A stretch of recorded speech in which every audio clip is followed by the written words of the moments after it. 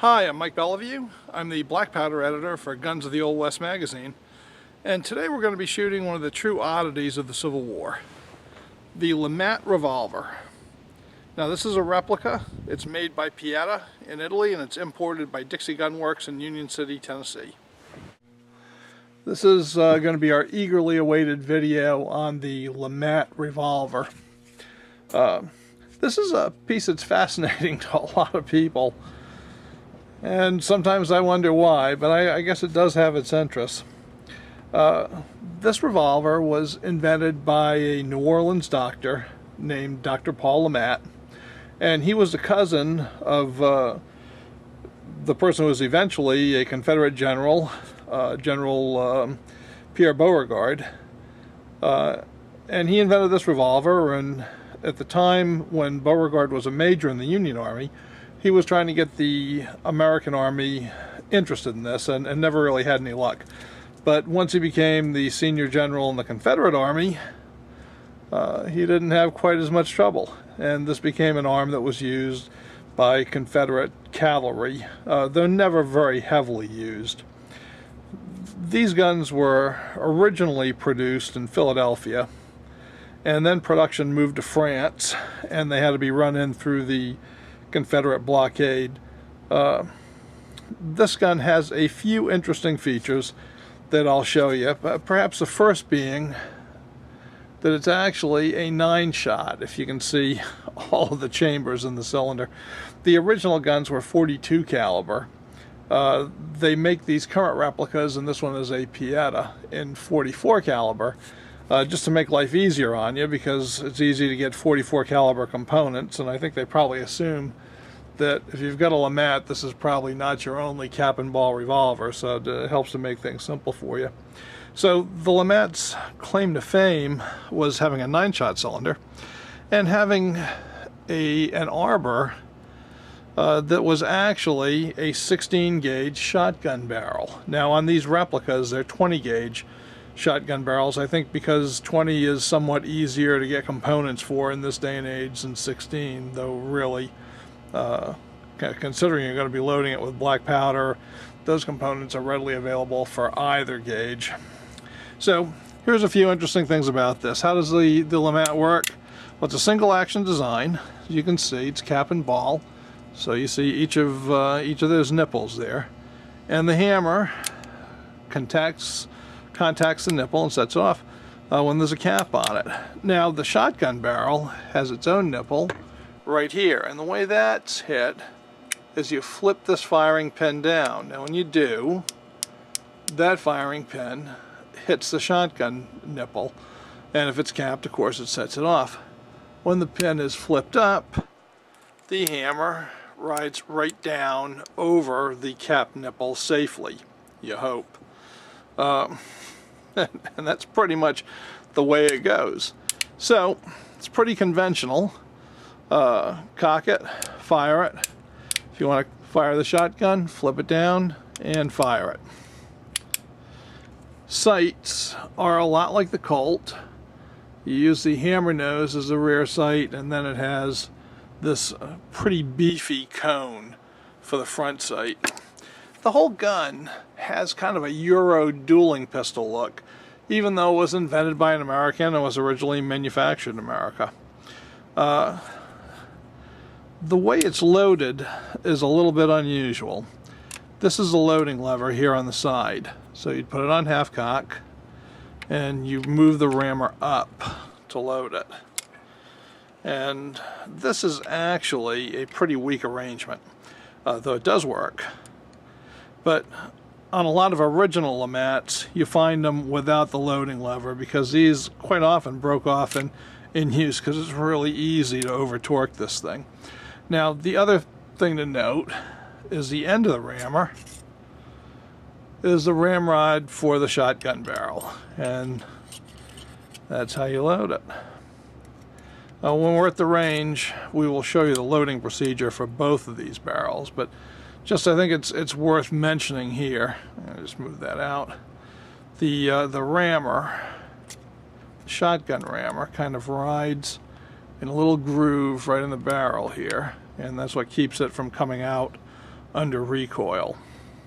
I mean, it's a pretty gun in its own way. They only made 3,000 of them, as I said, and a lot of pretty famous Confederates liked it. I mean, Jeb Stuart probably being the most famous one. But it's a handful of a gun. Now, the way you disassemble this is also kind of different. Put it on half cock. You can see there's a pin right here. What you've got to do, and this is not easy, is pull that pin out. Once you do that, you can actually unscrew this whole barrel assembly, and it screws on right here at the end of the shotgun barrel. And then it comes off, and the entire base pin is that 20 gauge shotgun barrel.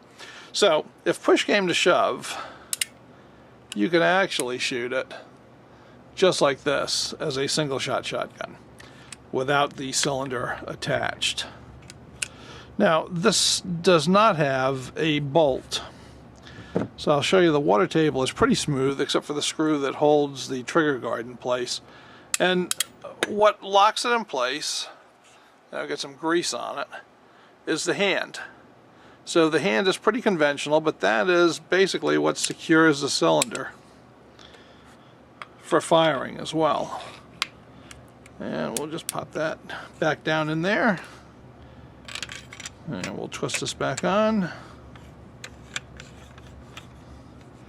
We'll just try to get that righty-tighty, lefty-loosey thing right.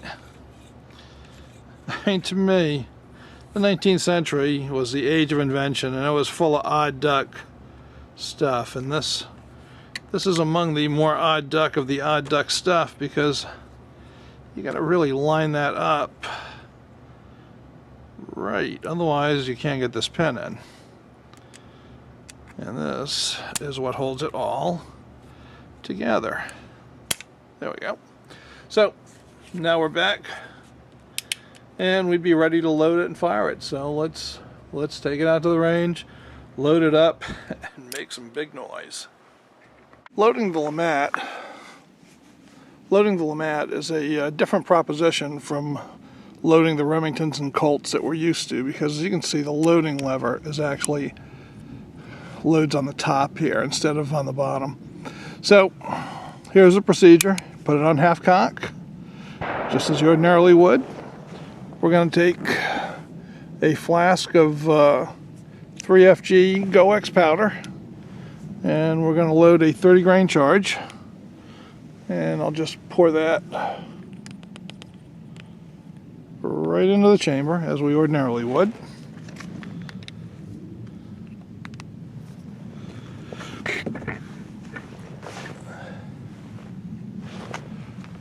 Now I'm going to take a wad. That's a Wonder wad. It's a grease felt wad. I'm going to put it over the chamber, and I'm going to put a 454 diameter ball over it, and I'm going to rotate that under the loading lever, and we're going to get that set up and then load.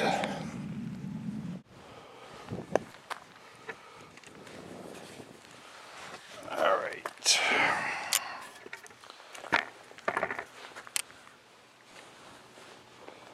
There we go. Okay. Hold on to your hats, folks. So it requires quite a bit of pressure, because there's not really as much leverage on this as there is on a Colt or a Remington. And let me make sure we are going to be below the level of the barrel, which is important, obviously. Okay, so there you go. We are seated. And now we're going to do that 7 more times. Well, now it's time to load the shotgun barrel on the Lamat. As you can see, we've got all the revolver chambers loaded up. And it's not easy. I'll tell you, after you load one of these things, you can definitely see why the loading levers on originals are often missing. They broke off. And that's just because it's very, very tough to get these things loaded. You put so much pressure on them that these weak levers can't stand it. Well, inside of the lever is the rammer for the shotgun. So we're going to load that up now. And the first thing we're going to do is load up 60 grains of 2FG black powder. We were using 3F black powder in the revolver barrels, but we are going to load 2F in the shotgun. So we've got a 60 grain charge right here, and I'm just going to pour that in, and we'll get that all in. There we go. Alright, so the next step is to take an overpowder card. These are 20 gauge, and I'm going to get it seated. Now this barrel I think is a little bit oversized for this, but it should do the trick. Alright, so we get that down, and then I'm going to take a fiber cushion wad and send that down.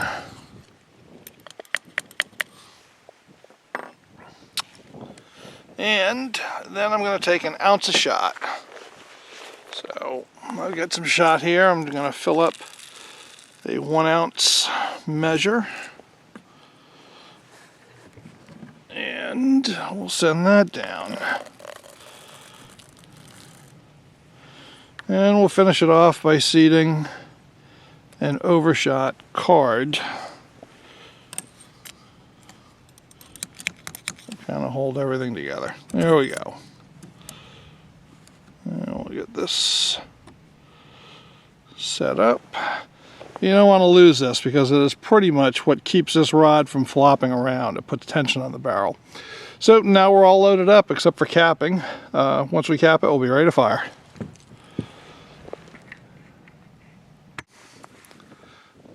Alright, so we have all the chambers capped. And I'm just going to revolve around until I've got the empty chamber right here, uncapped, put my hammer down on. But before I do that, I'm going to cap the shotgun itself. I'll get that covered. So now we're all capped up, and now I'm going to lower that hammer, and as you can see, it goes right over the shotgun cap. We'll start off shooting the shotgun barrel on the Lamat.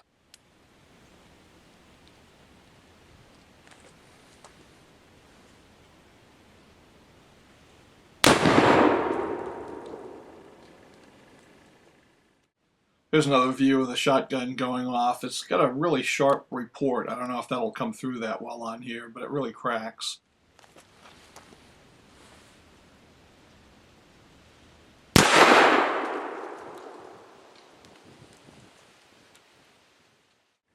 Despite the odd grip design, the Lamat points well, and with all that weight, it really handles the recoil well at all. There's very little perceived recoil when you shoot it.